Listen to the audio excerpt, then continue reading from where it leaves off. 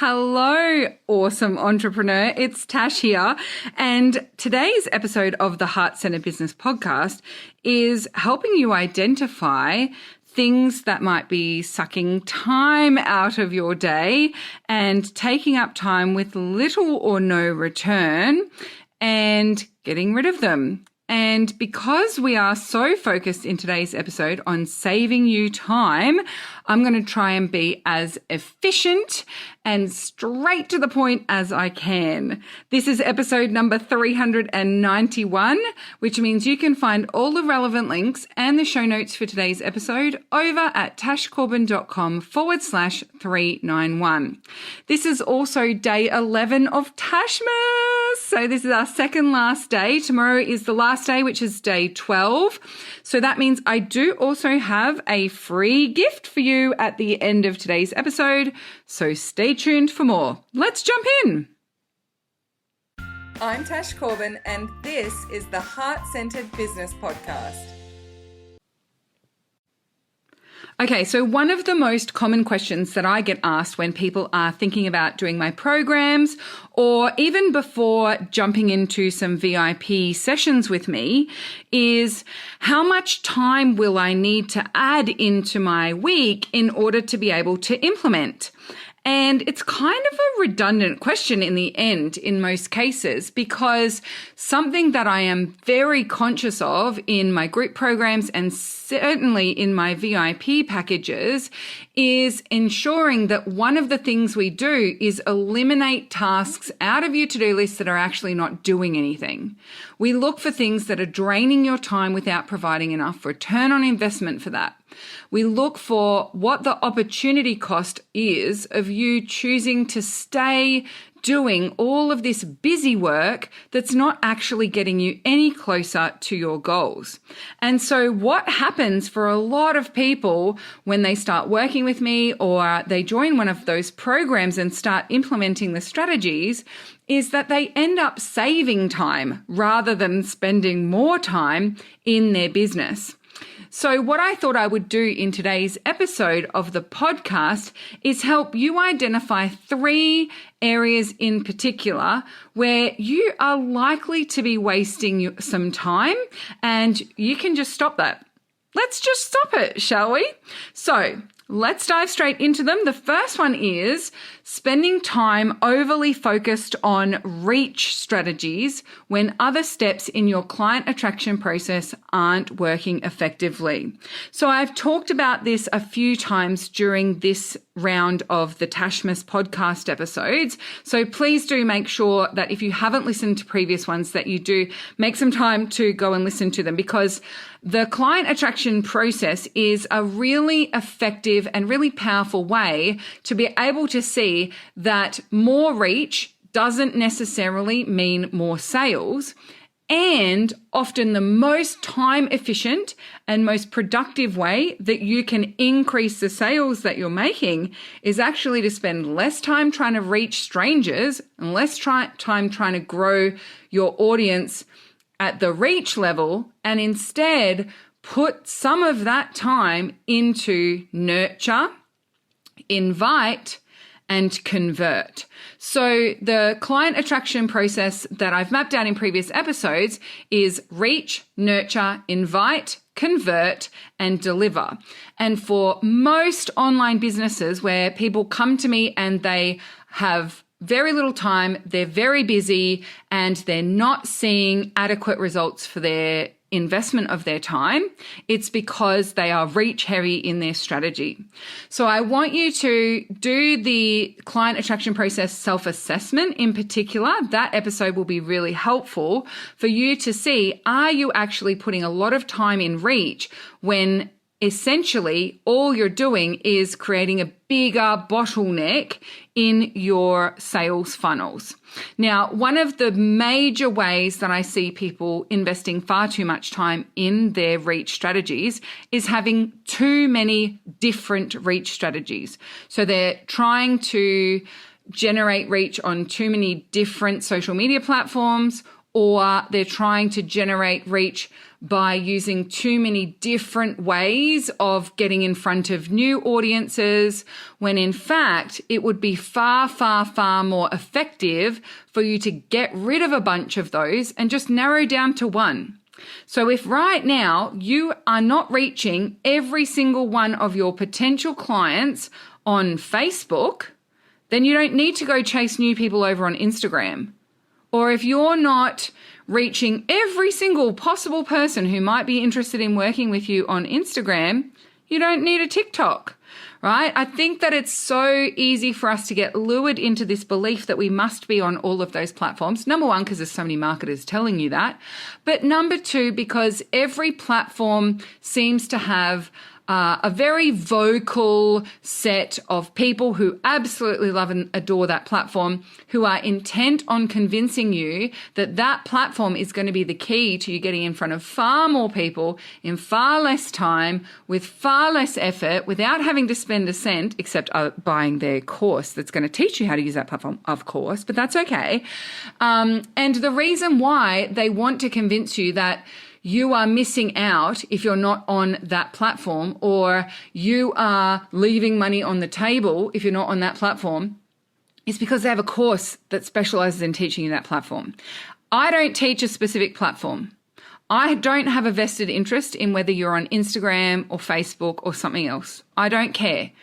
I do have a vested interest in you actually creating growth as quickly as possible and not burning yourself out along the way. And so therefore, when I say just pick one social media platform, just pick one or two reach strategies, you know that it's coming from the right place, because I'm not trying to convince you to do something that I teach. I'm just trying to help you save that time and see that spreading yourself across multiple platforms actually delays the time that it takes you to actually get that sense of momentum on one of those platforms. I mean, think about it. If you spend 5 hours a week on Facebook and 5 hours a week on Instagram, even just changing that up to spend 10 hours a week on Facebook and nail your Facebook strategy and be far more present on Facebook, it's going to create far more momentum. You're not trying to work two separate algorithms with two separate strategies. You're just focused on one platform. So find ways where you can reduce the number of things you're doing in order to achieve reach, and reduce the percentage of your time that you spend on reach compared to other stages in the client attraction process. Number two, things that are focused on positioning you as an authority, positioning you as an expert, or making people believe that you are far more successful than you actually are. Things that take a lot of energy, effort, and faking it till you make it in order to try and create hierarchy between you and your competitors, or you and your potential clients. So, for example, you do not need to write a book in order to position yourself as an expert in order to be able to grow your business. Now, I'm not saying don't write a book. If you want to write a book, write a book. But you do not need a book in order to make more sales or grow your business. You do not need to have 16 super fancy photo shoots in power suits around the world in order to grow your audience and make more sales. You don't need to get photos taken in fake private jets. You do not need to apply to be on 55,000 podcasts. You do not need to hire a PR team and be on the morning show. You are able to make sales now. And especially if you're still not getting baseline levels of income from your business and consistent sales coming in the door, this is going to be a time-sucking action for you, because authority does not equal automatic sales unless you use that authority to make your audience feel less than, to make your audience feel that you have some magical secret beans that they can only access by working with you, but you're not going to tell them what those beans are, nor are you going to tell them what they do, because you don't really know, but that's fine. And so you're going to trick them into buying from you because look at how fancy and successful you are. I don't know about you, but the idea of building a relationship with my audience based on niggling at them, agitating them, making them feel deep discomfort because they're not as successful as me, flashing wealth, flashing success, even flashing client successes in their face to make them feel like they are inferior. That doesn't feel like it's my kind of thing. It's definitely not my cup of tea. In most cases, the projects and actions that you are being told you need to do in order to position yourself as an authority, create that sense of expertise, those sorts of things, are actually a hangover of patriarchal, hierarchical business models and marketing structures that don't actually serve you. And to be honest with you, they really don't work the way that they used to anyway. Just because you're sitting behind a giant mahogany desk doesn't mean that people magically are going to believe that your marketing strategy is better than anyone else's. Just because you're standing on the steps of a private jet with your partner wearing a long flowing gown and looking off into the distance seductively doesn't mean that your sales funnel training is going to actually help me make money in my business. So let's let go of those time-sucking things that are taking you away from developing real and deep connections with your audience and your niche. And let's just focus on being a human and building those relationships. Now, the third and final area where we can identify time-sucking things that you can just let go of is anything that you have put in between you and making sales. So I'm going to give you a giant list of these, and these are all things that people have actually specifically told me that they need to do before they can build their business, before they can take on clients, before they can make sales. So I need to build my website and get my photos taken before I can make sales. No, you don't. I need to get my branding done and get a logo, and I want to get some hand-drawn imagery before I'll focus on making sales. Nope, you don't need to do that. I need to get this extra qualification because I'm only certified as a level 3 something or other in this modality, and the 17 other modalities that I have are great, but none of them are really as good as this level 4 certification. So I need to get this extra qualification before I can make sales. No, you really don't. I need to work with you, Tash. I need you to look at my messaging. I need you to help me with a marketing plan. I need you to help me with a business strategy before I can make sales. Nope, you really don't. I need to get 1,000 followers on my Instagram account before I start presenting and pitching offers to make sales. Nope. You definitely don't. In fact, if you do just go straight to the sales part first, right? If you actually just focus on, okay, what can I do today to make some sales? When you do finally decide that because you've started making sales and you've got the money from customers now and you have clarity around exactly what it is that you want to sell and how to sell it, before you get that logo, before you build that website, before you start a podcast, before you pitch to be on other people's podcasts and all those other things, you'll actually do those things with validated foundations instead of just your theories and assumptions about who you're serving, what they want, and what they'll pay for. So in essence, by putting barriers between you and making sales, you are actually putting in tasks and you're putting in things that you need to get done that you would be better off doing afterwards, that you would be better off doing once you've established your important and critical business foundations, validating that niche, ensuring that you can talk about your products and services and the transformation that you facilitate, i.e. your message, in a way that demonstrates the deep value proposition of what you're doing, in a way that bridges people from where they think they need to be focusing their attention, what they think is going to solve their problems, what they think they need to do first, and helping them to not only move towards that sense of readiness, but also see that there are other pieces to their success that if they applied those things, they would be far more likely to achieve that bigger goal. Now, in tomorrow's podcast episode, I'm going to go into bridging a little deeper. So if that's something that has piqued your attention, then do make sure that you stay tuned for day 12 of Tashmas. So just like I am helping you to see that writing a book and buying 5,000 copies to keep in your shed so that you can put #1 international bestseller on the cover of it is maybe not the best strategy to grow your business. You often have a gap between what your ideal clients and your niche think is going to get them their big goal versus what you can see is the thing that's going to really help and serve them.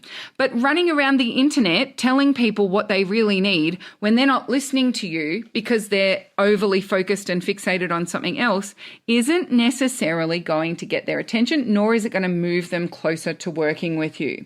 So those things, your niche, your messaging, including value proposition and bridging, and also your offers, i.e. what it is that you're selling, will benefit from you taking those barriers away and focusing on high connection, high conversion, one-to-one relationship building first and making sales as the methodology of that validation.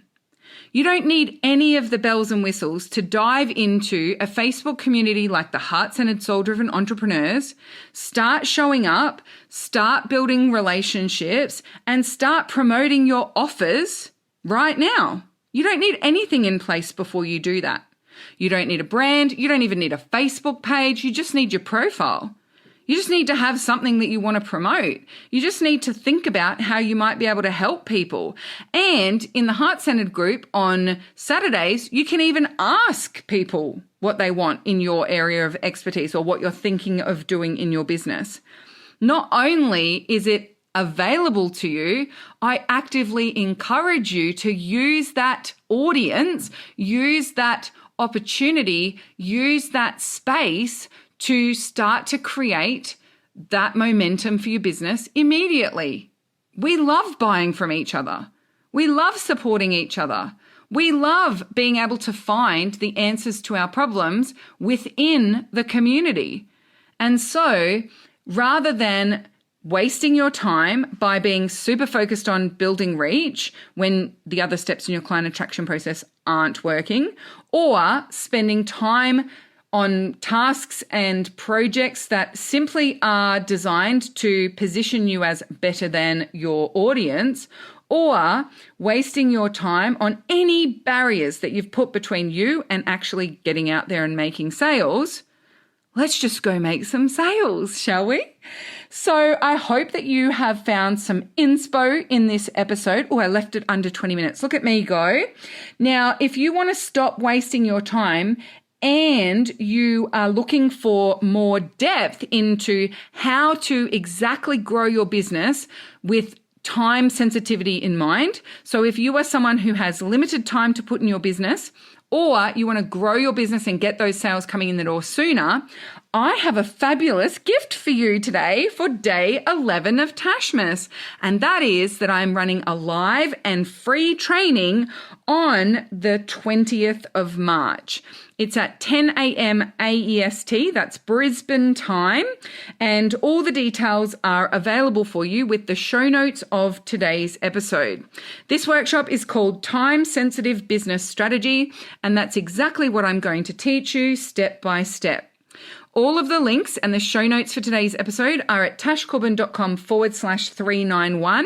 So make sure that you come and check it out. You'll also find a link to a post over on my socials where I am asking you to share with me, out of those 3 areas, where do you feel like you've wasted the most time? And what is something that you are going to stop putting time and energy into if anything, so that you can instead focus on high return, high value actions that are actually going to move your business forward faster. So make sure you come and check it all out at tashcorbin.com/391. Yes, if you register for time-sensitive biz strategy, you'll get an entry in the mega draw. You'll also get an entry if you come and engage on that conversation over on my socials and let me know what you're going to eliminate, that time-sucking strategy that you're going to eliminate out of your to-do list. And I should also say, on the time-sensitive business strategy workshop, I'm going to be making a very exciting announcement about the Takeoff program. So if the Takeoff program, which is my signature group program that supports you and walks you through the exact step-by-step process to get your business moving, to make sales without having to have the bells and whistles in place first, to get all of those foundations as well as your client attraction process built based on evidence and results, then I think you're going to want to come along and hear this announcement because it is very exciting and now is a fabulous time for us to work together. So thank you so much for joining me for this episode. Until tomorrow, Day 12, the last day of Tashmas. I cannot wait to see you shine, and I'll see you on the next episode. Bye for now. Would you like more tips, tools, and resources to help you grow your heart-centered business? Head to tashcorbin.com today.